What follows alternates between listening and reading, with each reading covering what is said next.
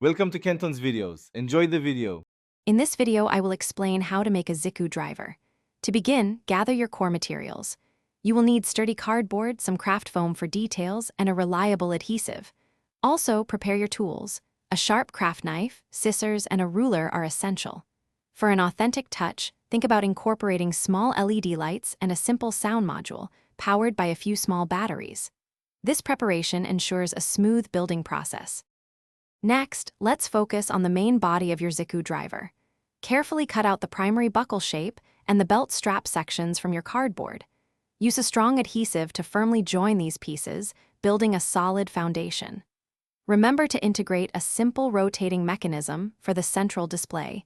This can be achieved with a small pivot point, allowing for a satisfying spin during play. Precision here makes a big difference. Now, it's time to bring your Ziku driver to life with details and electronics. Carefully attach craft foam pieces to mimic the intricate patterns and buttons of the original design.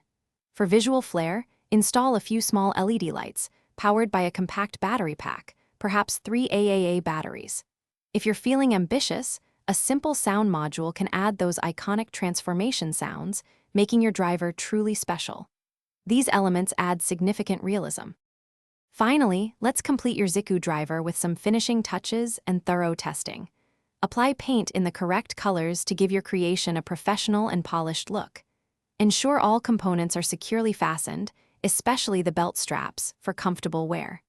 Don't forget to test all the electronic functions, like the lights and sounds, to confirm everything works perfectly. Now, you're ready to enjoy your very own custom-built Ziku driver. Thanks for watching. Consider subscribing if we helped you.